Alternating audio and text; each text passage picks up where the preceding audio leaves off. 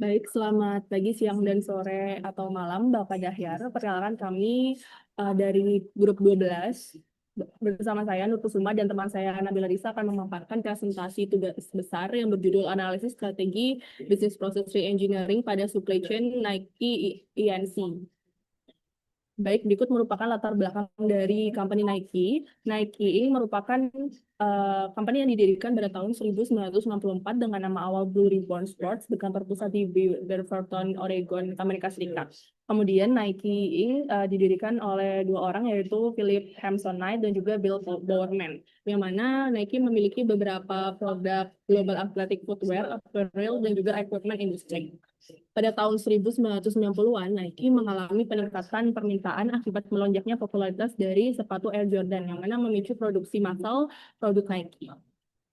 Namun, di samping itu terdapat permasalahan, yaitu ketidakakuratan demand forecasting dan juga inventory management Nike, yang mana dampaknya pada tahun 2000-an Nike Inc. Menghadapi tantangan dalam produksi dan inventory management. Ada pula ketidakakuratan demand forecasting menyebabkan berbagai permasalahan operasional, yaitu stok inventory atau overstock, dan juga stok yang menyebabkan kehilangan penjualan seperti itu. Kemudian berikut merupakan kondisi proses bisnis sebelum implementasi BPR, yang mana Nike masih mengimplementasi sistem lama, yaitu Nike beroperasi dengan 27 sistem manajemen pesanan atau OMS yang berbeda secara global, yang mana sistemnya terisolasi, tidak saling terintegrasi, dan memiliki format data yang berbeda antar wilayahnya. Beberapa faktornya yang menyebabkan ini adalah forecasting masih menggunakan pendekatan terbatas, kemudian data belum real time, produk dilakukan secara massal, dan juga sistem belum fleksibel terhadap perubahan terhadap demand. Berikut merupakan proses bisnisnya sebelum dilakukan implementasi BPR, yang mana seluruh proses bisnisnya masih banyak sekali yang masih manual. Contohnya dari segi demand forecastingnya, sehingga banyak mengalami kesalahan. Kemudian bisa dilihat di sini, sebelum implementasi DPR, waktu proses atau cycle time-nya mencapai 63 hari, menunjukkan proses supply chain masih cukup lama dan kurang efisien. Kemudian dari waktu tunggu, yaitu 48 hari, menjadi komponen terbesar dalam proses menandakan adanya bottleneck dan pada inventory dan juga distribusi, yang mana mengakibatkan idle di gudang dan juga idle di produksi. Kemudian dari segi transaction statistiknya, total bisa dilihat di sini bahwa total biaya proses mencapai 19.650 US dollar, dengan biaya tenaga kerja sebagai kontributor terbesar, yaitu 16.350 US dollar. Biaya operasional yang tinggi menunjukkan proses supply chain dan aktivitas pendukung bisnis yang masih belum efisien, yang mana akibatnya cost inventory meningkat dan juga operasionalnya tinggi. Besarnya biaya business value added atau BVA menunjukkan masih banyak aktivitas operasional yang memakan biaya, namun belum memberikan dampak langsung atau nilai langsung terhadap pelanggan. Maka dari itu, key question-nya adalah bagaimana Nike dapat meningkatkan akurasi demand forecasting dan efisiensi supply chain untuk mengurangi waiting time, overstock, stock out, serta menekan operational cost akibat lonjakan permintaan produk. Yang pertama, Nike mengimplementasi transformasi digital, yaitu adopsi teknologi untuk meningkatkan efisiensi supply chain dengan cara penerapan artificial intelligence untuk meningkatkan akurasi forecasting, kemudian penggunaan machine learning dalam analisis data skala besar, kemudian implementasi predictive analytics untuk memprediksi demand, serta pengambilan keputusan berbasis data atau data-driven decision making. Kemudian mereka juga melakukan optimalisasi stok melalui sistem just-in-time, yang mana penerapan just-in-time untuk mengurangi kelebihan stok, yang mana produksi disesuaikan dengan kebutuhan atau demand. Kemudian yang kedua, mereka mengoptimalkan penyimpanan inventory, serta yang terakhir menyesuaikan jumlah stok dengan permintaan atau demand driven. Kemudian mereka juga menerapkan strategi keberlanjutan, yaitu yang pertama ada transparansi supply chain. Jadi semua supply chain di semua kota dan juga di semua cabang Nike ini terintegrasi, sehingga supply chain yang luas membuat Nike lebih fleksibel dalam produksi dan memenuhi demand pasar. Kemudian yang kedua, Nike juga melakukan gerakan pengurangan limbah produksi, yang mana mendukung sustainability dan mengurangi dampak lingkungan dan berkontribusi pada penurunan biaya produksi.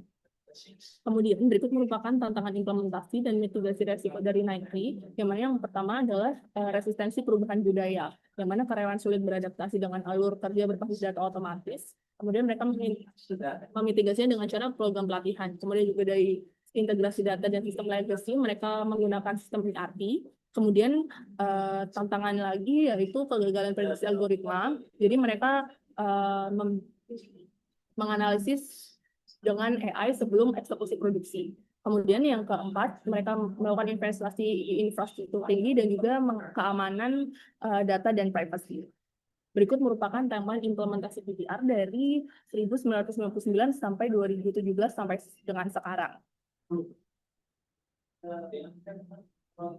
Oke, berikut adalah to be process dari Nike setelah mereka melakukan implementasi dari proses bisnis reengineering. Yang bisa dilihat di mana ada perbedaan dari cycle time-nya, yang di mana sebelumnya untuk order processing membutuhkan 15 hari dan sesudahnya membutuhkan 5 hari. Untuk manufacturing lead time yang tadinya 30 hari dipangkas menjadi 3 hari, dan untuk shipping speed yang tadinya 18 hari menjadi 2 hari. Dan ini bisa dilihat dari adanya penggunaan yaitu forecast yang akurat dan tervalidasi sistem, dan juga adanya produksi dilakukan secara fleksibel, di mana itu agile production dan lebih real time di prosesnya. Boleh di next.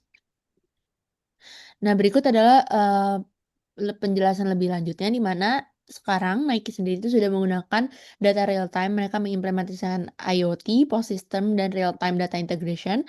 Lalu mereka sudah dapat memforecast berbasis data dan analitik sederhana. Jadi digunakan AI, machine learning, dan predictive analytics untuk membantu forecast Nike ke depannya. Lalu mereka juga memproduksi lebih fleksibel sesuai dengan demand, yang dimana mereka menerapkan agile manufacturing system dan demand driven production.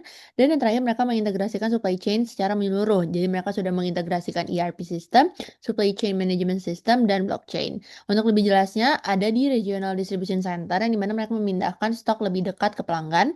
Lalu mereka mengimplementasikan the soul train dan logistik pintar, yang tadinya mereka menggunakan jalur kereta khusus, dan mereka menggunakan jalur kereta khusus dari Los Angeles ke Memphis, di mana mereka memangkas waktu dry age, menghindari kemacetan pelabuhan di pelabuhan ataupun di jalan raya. Lalu mereka mengimplementasikan automated sorting system, yang dimana sortir barang tidak lagi manual. Mereka menggunakan AI untuk prediksi rute pengiriman tercepat. Terus mereka mengimplementasikan radio frequency identification, memberikan visibilitas stok 100% secara real time, dan mereka mengintegrasikan sistem SAP ERP yang tadinya terdapat 27 sistem legasi menjadi satu pusat data tunggal. Dan terakhir, mereka memangkas birokrasi data, yang dimana tadinya menggunakan verifikasi manual dibutuhkan waktu 15 hari, mereka sekarang dapat otomatis dari pabrik ke pusat distribusi, yang dimana tadinya membutuhkan hari, sekarang hanya membutuhkan hitungan jam. Jadi next. Nah, berikut adalah perbandingan hari elapsed time, transaction statistic days, dan transaction statistic. Mereka setelah melakukan transformasi proses bisnis, total cycle time berhasil turun dari 63 hari menjadi 10 hari. Dan untuk waiting time berkurang signifikan dari 48 hari menjadi 3 hari. Total operational cost turun drastis dari 19.650 menjadi 5.000. Dan aktivitas value added meningkat menjadi 3.500. Dan sedangkan biaya non-value added-nya berhasil ditekan hingga $200. Boleh next. Dan berikut adalah proses rework perbandingan as is dan to be-nya, di mana di as is sistem datanya itu masih terfragmentasi. Sudah disebutkan sebelumnya ada 27 sistem yang berbeda dari berbagai daerah. Setelah dilakukan BPR atau di proses to be-nya lebih terpusat, yaitu single source of truth melalui SAP ERP. Untuk forecasting-nya di as is masih manual, membutuhkan 6-9 bulan. Di after-nya atau di to be menggunakan real time POS atau point of sale dan AI. Dan untuk pengelolaan inventarisnya tadinya decentralized, dan di 2B-nya sekarang real time dan menggunakan RFID, yang mana lebih visible gitu untuk melihat pengelolaan inventarisnya. Lalu untuk proses ordernya di SDIS itu masih manual input, di after atau 2B setelah BPR lebih otomatis. Dan untuk distribusinya tadinya masih kaku, yang dimana masih sering terjadi keterlambatan sinkronasi pengiriman. Di after atau to be setelah BPR lebih adaptif, yang dimana regional distribution center dan direct to customer. Berarti next. Oke, masuk ke financial overview, yang dimana bisa dilihat di data keuangan Nike pada tahun 1999 hingga 2017.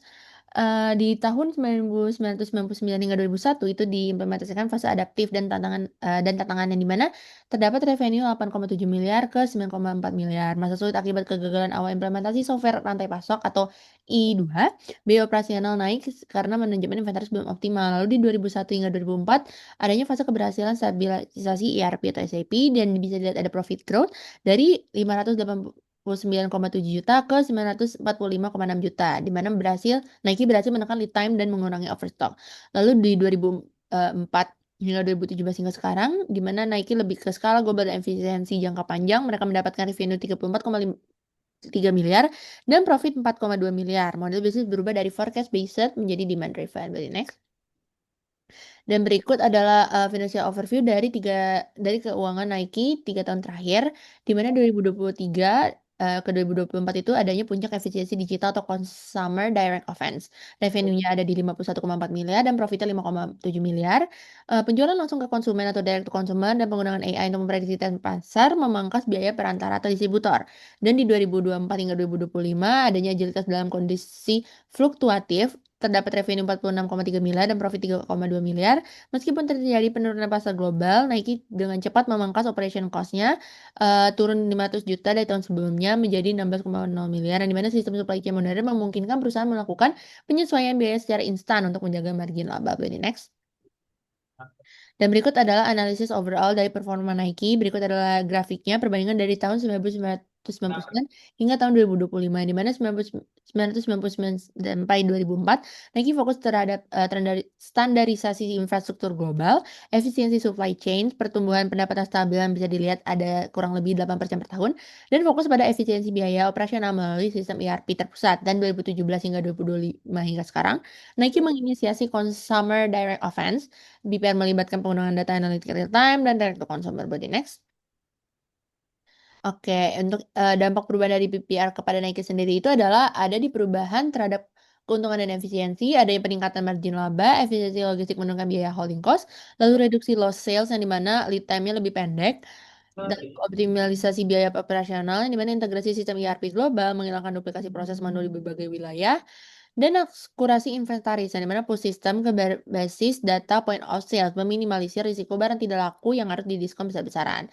Lalu untuk dampak terhadap operasional dan konsumernya adalah cycle time, terpangkas dari hitungan minggu menjadi jam, serta akurasi data inventaris meningkat tajam, dan untuk konsumernya on-shelf availability, dan sinkronisasi antara toko fisik dengan aplikasi digital atau Nike App. Next. Dan berikut adalah beberapa rekomendasi strategis untuk Nike di masa depan, di mana Nike bisa menggunakan data AI untuk memprediksi tren spesifik di tiap wilayahnya agar stok dari Nike yang dikirim ke gudang regional itu 100% relevan dengan selera lokal warga di sana. Lalu Nike dapat mengintegrasikan pelacakan karbon dalam supply chain untuk memenuhi target net zero, mengingat efisiensi logistik berbanding lurus dengan pengurangan emisi. Lalu Nike dapat menerapkan teknologi blockchain untuk memastikan keaslian produk dan transparansi bahan baku dari hulu ke hilir. Next.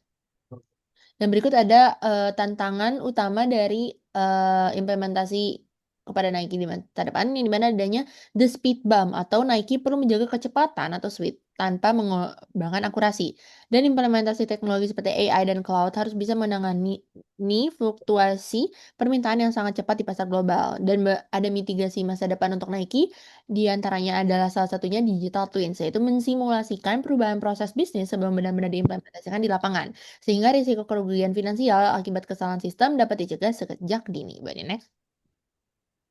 Dan kesimpulan dari BPR pada supply chain oleh perusahaan Nike adalah BPR bukan sekadar mengganti perangkat lunak, melainkan transformasi fundamental dari model push atau memaksa stok ke pasar berdasarkan estimasi menjadi model pull, menarik stok berdasarkan permintaan real konsumen.